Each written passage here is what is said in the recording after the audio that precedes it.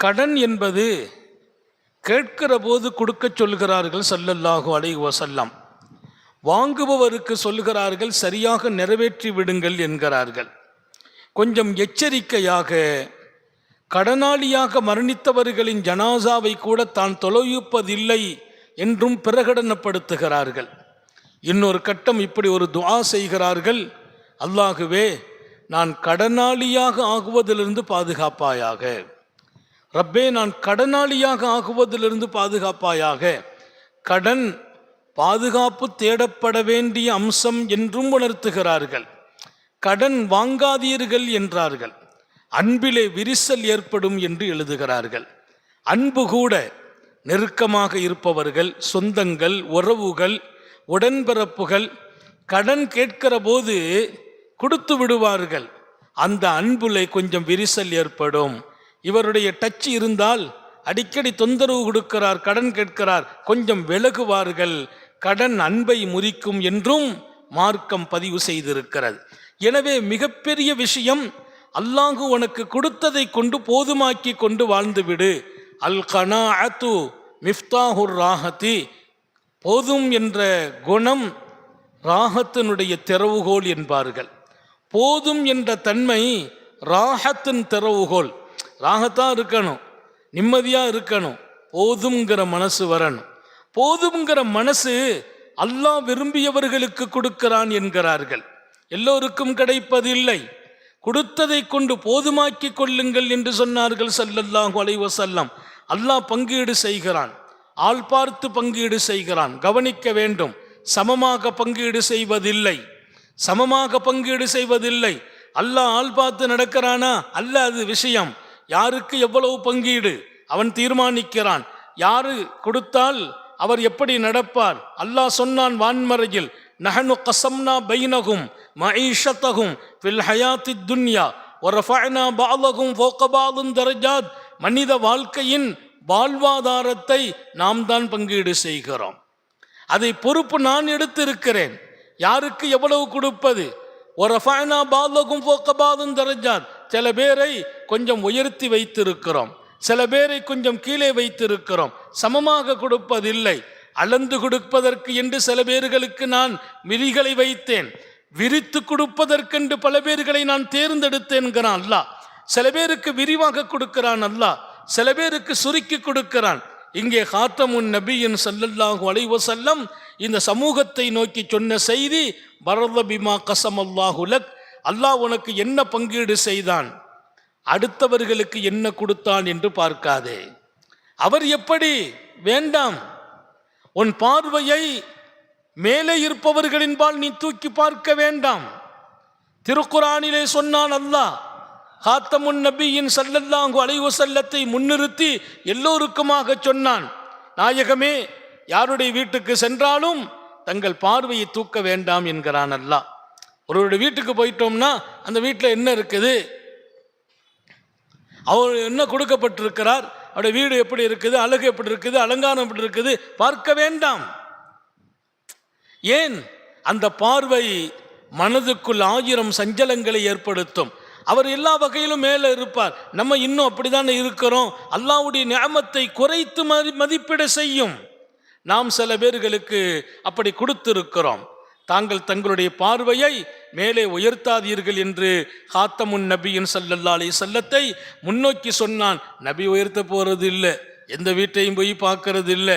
அபியை வைத்து நமக்கு சொல்லி கொடுத்தான் அல்லாஹ் திருக்குர்ஆனிலே. நீங்கள் குர்ஆன் ஷரீஃபை திறந்து பார்த்தால் காத்தமுன் நபியின் ஸல்லல்லாஹு அலைஹி வஸல்லம் எந்த வீட்டுக்கு போனாலும் நீங்கள் உங்கள் பார்வை வெளியில் போகக்கூடாதுங்கிறான், மற்ற பொருள்கள் பார்க்க வேண்டாங்கிறான். நாம் சில பேருக்கு சுகம் வைத்திருக்கிறோம், வாழ்க்கையை கொடுத்திருக்கிறோம், வளத்தை கொடுத்திருக்கிறோம். அப்ப அல்லாஹ் கொடுத்த நிஅமத்தை, எனக்கு கொடுத்ததை நான் பார்க்க வேண்டும் என்றுதான் சொன்னான். மற்றவர்களுக்கு கொடுத்ததின் பக்கம் உன் பார்வை போக வேண்டாம். அப்படி போவதாக இருந்தால் உன்னை விட கீழே இருப்பவர்களை பார், அல்லாஹ்வுடைய நிஅமத்து உனக்கு வெளிப்படும். அல்லாஹ்வுடைய நிஅமத்து வெளிப்படும். நீ உன்னை விட மேலே உள்ளவர்களை பார்த்தால் நிஅமத்து தெரியாது. உனக்கு ஒண்ணுமே இல்லாததை போல் நீ பார்ப்பாய். எனவே நாம் சில பேர்களுக்கு சுகமான வாழ்க்கையை கொடுத்திருக்கிறோம், அங்கே உங்கள் பார்வை போக வேண்டாம் என்கிறான். நோக்கம் என்ன? அதை பார்த்துட்டீங்கன்னா நம்ம ஒண்ணுமே இல்லாத ஆளு, நமக்கு என்ன அல்லாஹ் கொடுத்தான் என்று என்ன தோணும். அது அல்ல, அவன் கொடுத்தது உங்களுக்கு, அதை பொருந்தி கொள்ளுங்கள் என்றார்கள் உத்தம நபிகள் ஸல்லல்லாஹு அலைஹி வஸல்லம். இங்கே ரசூல் ஸல்லல்லாஹு அலைஹி வஸல்லம் கடன் வாங்கும் இடத்திற்கு போக வேண்டாம். இப்போ நிறைய பேர் எப்படின்னா, ஏதாவது சம்பாதிக்கிறாங்க செய்கிறாங்க, மாதம் மாதம் ஏதாவது ஒரு 10 நாளைக்கு கடன் வாங்கிடுறாங்க. கடன் வாங்கி செலவு செய்கிறது, அப்புறம் அடுத்த மாதம் ஆரம்பத்தில் கடனை பூரா கொடுக்கறது, மாத கடைசியில் கடன் வாங்கிறது. நீங்கள் பழகினால் அந்த பழக்கம் தொடரும், மௌத்து வரைக்கும் தொடரும். கடனே வாங்கக்கூடாது என்று ஒரு முடிவுக்கு வாருங்கள். எந்த சூழலிலும் கடன் வாங்கக்கூடாது. இருப்பதை கொண்டு போதுமாக்கிக் கொள்கிற வாழ்க்கை. சஹாபிகளை பற்றி திருக்குர்ஆன் சொல்கிறது, அவர்கள் வறுமையில் இருந்தார்கள், கஷ்டப்பட்டார்கள், ஆனால் அவர்களை பார்த்தால் பணக்காரர்கள் போல் காட்சியளிப்பார்கள். சஹாபாக்கள் யஹ்ஸபுஹுமுல் ஜாஹிலுன் அக்னியா, அவர்களின் நிலை புரியாதவர்கள் சஹாபாக்களை எல்லாம் பெரிய பணக்காரர்களாக பார்ப்பார்கள். ஒரு சஹாபி ஏழை, சாப்பிட வீட்டிலே ஒன்றும் இல்லை, குடிப்பதற்கு இல்லை, உடுத்துவதற்கு உடை இல்லை, ஆனால் வெளியில் வந்தால் ரொம்ப டீசெண்டாக வருவாங்களாம். உதடுல கூட எண்ணெய் தேய்த்திருப்பார்கள். காலையில் சாப்பிட்ருக்க மாட்டாங்க, உதடு காஞ்சி போயிருக்கும். காஞ்ச நிலையில் யாராவது பார்த்தால் இவங்க சாப்பிட ஒன்றும் இல்லையோ என்று நினைச்சிடக்கூடாதுன்னு உதடுகளில் எண்ணெயை தடவிக்கொண்டு தான் நல்ல சாப்பிட்ட மாதிரி தன்னை காட்டிக்கொள்வார்கள். ஏன்? மற்றவர்களுக்கு முன்னால் எனக்கு இருக்கும் கஷ்டத்தை கூட காட்டக்கூடாது என்று நினைத்தார்கள். அல்லாஹ் நம்ம எல்லாருக்கும் தௌஃபீக் செய்வானாக. அவங்க பணக்காரர்கள் என்று மற்றவர்கள் எண்ணிக்கொள்வார்கள், அவர்கள் நிலை புரியாதவர்கள். அப்படி நடந்த பெருமக்கள் சஹாபிகள். இதன் வார்த்தை நமக்கு சொல்லித் தருகிற பாடம், என் கஷ்டம் இன்னொருவருக்கு தெரியக்கூடாது, என் கஷ்டத்தை நான் பொருந்தி கொள்ள வேண்டும், எனக்கு கொடுப்பதை கொண்டு நான் வாழ்ந்து கொள்ள வேண்டும், அதை கொண்டே போதுமாக்கி கொள்ள வேண்டும். நமக்கு ஒரு மனநிலை வருது, யார்கிட்ட போய் கேட்கலாம், அவர்கிட்ட கேட்டால் கொடுப்பார், இவர்கிட்ட கேட்டால் கொடுப்பார், அந்த எண்ணம் வருது பாருங்க, அதை முதல்ல தடை செய்ய வேண்டும். அது நம்முடைய இமேஜை இறக்கிவிடும். கடன் கேட்கிற போது கண்ணியம் குறைந்து விடுகிறது. இன்னொரு பக்கம் அன்பு பாதிக்கப்படுகிறது. இன்னொரு பக்கம் கடனாளியாக மரணிக்கும் நிலை ரொம்ப பெரிய ஆபத்தானது. நான் ஜனாசாவை கூட தொலை வைக்க மாட்டேன் என்று ரசூல் எச்சரிக்கிற இடம். பெருமானார் ஸல்லல்லாஹு அலைஹி வஸல்லம் வஅஊது அல்லாஹும்ம இன்னி அஊது பிக்கா மினத்தைனி வல் குஃபுர், பெருமானார் கேட்டாங்களாம், யா அல்லாஹ், நான் கடன் வாங்குவதிலிருந்து பாதுகாப்பு தேடுகிறேன், காஃபிராகுவதிலிருந்து பாதுகாப்பு தேடுறேன். குஃபுருக்கும் கடனுக்கும் என்ன ஒப்பீடு என்று கேட்கிறார்கள். குஃபுருக்கும் கடனுக்கும், குஃபுரிலிருந்து பாதுகாப்பு தேடுவது பெரிய விஷயம், கடனிலிருந்தும் பாதுகாத்து விடு. மனிதன் கடனாளியாக ஆனால் எங்கோ போகிறான், எப்படியெல்லாமோ செய்ய ஆரம்பிக்கிறான். இன்னொரு பக்கத்தில் வறுமையிலிருந்து என்னை பாதுகாப்பாயாக. நாயகமே, ஏன் வறுமையானால் மனிதன் எதையெல்லாமோ சம்பாதிக்க ஆரம்பிக்கிறான், கடைசியில் எங்கோ ரப்பு தடுத்த இடத்தில் போய் நின்று விடுகிறான். அல்லாஹ் நம்மை கடனிலிருந்தும் பாதுகாப்பானாக, வறுமையிலிருந்தும் பாதுகாப்பானாக. இங்கே சய்யிதுனா கஅப் இப்னு மாலிக், ஒரு பெரிய வசதி உள்ள பெரிய மனிதர், அவங்கள்ட்ட இப்னு அபி ஹதரத்து கடன் கேட்டார், கொடுத்துட்டாங்க. அவங்க கடன் கொடுக்கும்போது அல்லாஹ்வுடைய ரசூல் மாத்திரமல்ல, குர்ஆன் சொன்னது, எழுதி வச்சுக்கங்க. இல்லை ரொம்ப நெருக்கமானவங்க, என் நண்பர் தான், என் அண்ணன் தான், தம்பி தான், எழுதி வச்சுக்கப்பா, சாட்சி வை. 50 ரூபா கடன் வாங்குறாரா, எழுதி வையுங்கள், சாட்சி வையுங்கள். நாளைக்கு அதுவே விவகாரமாகி குடும்பத்தினுடைய மிகப்பெரிய உறவை முறித்து விடும். எழுத்து இருக்கட்டும்ங்கிறான் அல்லாஹ். வாங்கக்கூடாது, அது வேறு விஷயம். வாங்கணும்னு முடிவுக்கு வரும்போது அதன் முறைகள், என்னைக்கு கொடுக்கணும்னு தீர்மானிக்கப்பட்டதோ அன்னைக்கு கொடுத்துடணும். அதில் நீங்கள் தாமதப்படுத்தக்கூடாது. இங்கே கடன் கொடுக்கப்பட வேண்டும். அவர்கள் பார்க்கிறார்கள், இப்னு அபி ஹதரத் மஸ்ஜிது நபவிக்கு வந்திருக்கிறார். யார் கடன் வாங்கினாரோ அவர் பள்ளிவாசலில் நிற்கிறார். கொஞ்ச நாள் ஆள் ஊரில் இல்லை, கொடுக்க வேண்டிய டைம் தாண்டி போயிட்டு, வாங்கிட்டு போயிட்டாரு, கொடுக்கணுமா இல்லையா, டைம் தாண்டிச்சு. அவங்களுக்கு கொஞ்சம் முடியலன்னு நினைக்கிறேன். சையதுனா கஅப் இப்னு மாலிக் பள்ளிவாசலில் சந்திச்சுட்டாங்க. சந்திச்சோன்னு சொன்னாங்க, கொடுத்த வாக்கை நிறைவேற்றணுமே, கடன் வாங்கும்போது எப்படி கேட்டீங்க, என்ன சொன்னீங்க, எப்படி தருவதா சொன்னீங்க, அதை நிறைவேற்றாமல் அப்படி 2 பேருக்கு சத்தம் கூடுது. நான் வாக்கை நிறைவேற்ற மாட்டேன்னா நான் தப்பு பண்ணிடுவேனா, என்னுடைய சூழ்நிலை. ஆக அந்த பேச்சு மஸ்ஜிது நபவி உள்ளே சத்தமாச்சு.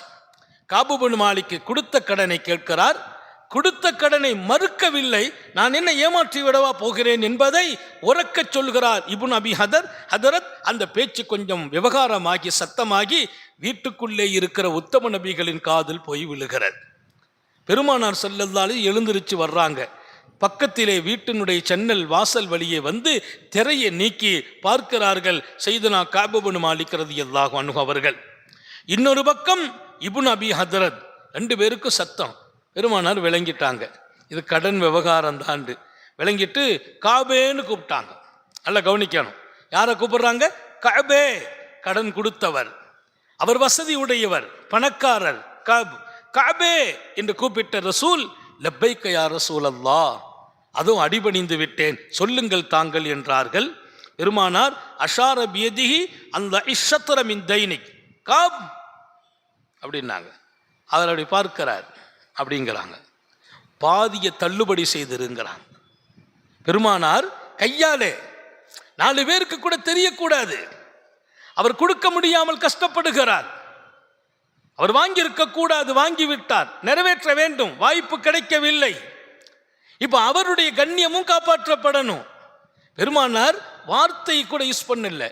சண்டை பள்ளிவாசல்ல நடக்குது, மற்றவங்களும் உட்கார்ந்து இருக்கிறாங்க. காபை கூப்பிட்டு இப்படின்னாங்க, இப்படி செய்யுங்க அப்படின்னா. எப்படின்னா கடனில் பாதியை தள்ளுபடி செய்து விடுங்கள்.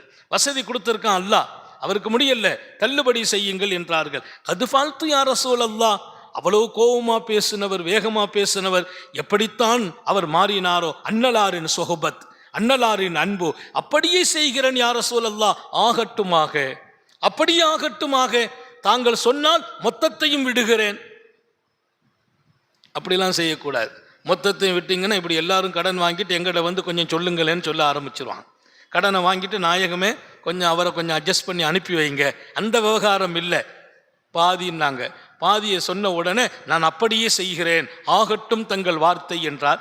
உடனே அவரை கூப்பிட்டார்கள். இப்னு அபி ஹதரத்தை, கும், எழுந்திருப்பீர். பெருமானார் கூப்பிடுறாங்க. அபி ஹதரத், இப்னு அபி ஹதரத்தை கூப்பிட்டு சொல்கிறார்கள், எழுந்திருப்பீராக, போய் அவர் கேட்பதை நிறைவேற்றி விடு. பாதியை கொடுத்துருங்க, போங்க, வீட்டுக்கு போங்க. இருக்கிற பணத்தில் கொண்டு வந்து 1 லட்சமா 50,000 கையில கொடுத்து முடிச்சிருங்க என்று உடனடியாக. இனி ஒரு பேச்சுவார்த்தை, இனி ஒரு முறை இதற்கான தவணை அதெல்லாம் இருக்கக்கூடாது, போங்க என்று ரசூல் அனுப்புறாங்க. அவர் போனார், எடுத்தார், பாதியை கொடுத்தார். இவர் சொன்னார் அல்ஹம்துலில்லாஹ். 2 பேரும் இணைந்து கொண்டார்கள், அணைத்து கொண்டார்கள், முசாபா செய்து கொண்டார்கள். கோபதாபம் என்பதெல்லாம் அவர்களின் உணர்வுக்கு மத்தியில் வந்த போதிலும் வல்லல் நபியின் சொல்லுதான் உயிரோட்டமானது. குறைத்து விடுங்கள், குறைத்து விடுகிறேன், பாதியாக்குங்கள், பாதியாக்குகிறேன். அவரிடத்தில் பெறுகிறார்கள், அவர் கொண்டு உடனே பாதியை நிறைவேற்ற முனைகிறார். ஆக கடன் என்கிற இந்த வாழ்க்கை என்பது ஒரு ஆரோக்கியமான வாழ்க்கை அல்ல. பெறுகிற போது கொடுக்கும் எண்ணம் இருக்க வேண்டும். கேட்கிற போது எவ்வளோ பவ்யமாக கேட்குறாங்க. கடனை திரும்ப கேட்டால் அவ்வளோ கோபம் வருது, திரும்ப கேட்டால் கோபம் வருது. சில பேர் தரமாட்டானாங்கிறாங்க, சில பேர் காலம் கடத்துறாங்க. வாங்கிட்டு பல பேர் கொடுக்கறதுக்கே முன் வருவதில்லை. நிறைய பேர் வாங்கியவர்கள் திரும்ப கொடுக்க தயார் இல்லை. இதுவெல்லாம் ஆரோக்கியமான மனநிலை அல்ல. கடனாளியாக மரணிப்பதும் கடனாளியாக அவர் எழுப்பப்படுவதும் அவர் மறுமையை பாதிக்கிறது. அப்படிப்பட்ட நிலைகளையெல்லாம் நாம் அடையாமல் இருப்பதற்கு தான் சர்க்காரை ஆலம் ஸல்லல்லாஹு அலைஹி வஸல்லம் கற்றுக் கொடுத்த வாழ்க்கை. அல்லாஹ் கொடுத்ததை போதுமாக்கி கொள்ளுங்கள். அவன் சமமாக கொடுப்பதில்லை, மனிதர்களின் தரமறிந்து கொடுக்கிறான். உங்களுக்கு எது தேவையோ அதை கொடுக்கிறான், அதை பொருந்தி கொள்ளுங்கள். இன்னும் வேணும் என்ற எண்ணம் கூடினால் அது பெரிய ஆபத்தில் கொண்டு நிறுத்தும். கடன் வாங்கி செலவழிக்க நினைத்தால் கடன் வாங்கி கொண்டே இருக்கும் வாழ்க்கை ஏற்படும். உங்களுக்கு இருப்பதை கொண்டு போதுமாக்கணும். இன்னைக்கெல்லாம் நம்ம கையில் கொஞ்சம் வசதி கம்மியாக இருக்குது. பிள்ளைக்கு கல்யாணம், நம்ம அண்ணன் கல்யாணம் டாப்பாக நடத்திட்டார், அவ பிள்ளைக்கு நம்மளும் டாப்பாக நடத்தணும். ஒரு 10 லட்சத்தை வாங்கி கடனாளியாகி கல்யாணத்தை முடிக்கணும் அவசியம் இல்லை. அவர் டாப்பில் நடத்தட்டும், உங்கள் தகுதிக்கு நீங்கள் நடத்துங்கள். கடன் வாங்காமல் என்றால் திருமணம் நடக்க வேண்டும், வீடு வாங்க வேண்டும், வாழ்க்கை வைக்க வேண்டும், பொருளாதாரம், குடும்பம் எல்லாம் நான் மற்றவர்களுக்கு கொடுக்கும் இடமாக என்னை மாற்ற வேண்டுமே தவிர அவர் இருக்கிறார் என்ற தயவை மனதில் வைக்க வேண்டாம் என்கிறார்கள். அப்படிப்பட்ட அருமையான வாழ்க்கையை இன்ஷா அல்லாஹ் நாம் வாழ்வதற்கு எல்லாம் அல்ல அல்லாஹ் தௌஃபீக் செய்வானாக. அவன் கொடுத்தது நமக்கு போதும் போதும்ங்கிற மனசுதான் இல்லையே தவிர போதும் என்கிற அளவிற்கு அல்லாஹ் கொடுக்கிறான். அவன் கொடுப்பதை போதும் என்று நினைத்தால் இன்னும் அவன் பெருக்கி கொடுப்பான். அந்த வாழ்க்கையையும் அல்லாஹ் தந்தருள் புரிவானாக. சோதனைகளிலிருந்து, முசீபத்திலிருந்து, கெட்ட மரணங்களிலிருந்து, கோர மௌத்திலிருந்து பாதுகாப்பானாக.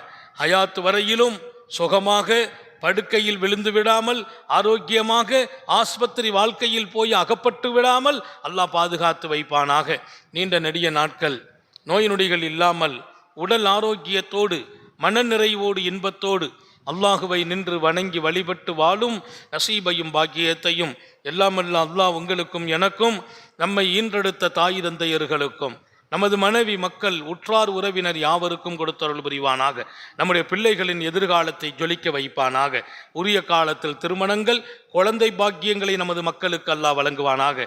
நமது உயிரினும் மேலான கண்மணி காத்தமுன் நபியின் சர்க்காரை ஆலம் சுந்தர நபிகள் ஸல்லல்லாஹு அலைஹி வஸல்லம் அவர்களை கனவிலும் நனவிலும் கண்டுகளிக்கும் பெரும் பாக்கியத்தை அல்லாஹ் நம் எல்லோருக்கும் கொடுத்தருள் புரிவானாக என்ற நல்ல துஆக்களோடு உங்கள் எல்லோருடைய துஆவை ஆதரவைத்து என் வார்த்தைகளை நிறைவுபடுத்துகிறேன். வஆஹிரு தஅவானா அனில் ஹம்துலில்லாஹி ரப்பில் ஆலமீன். அஸ்ஸலாமு அலைக்கும் வரஹ்மத்துல்லாஹி.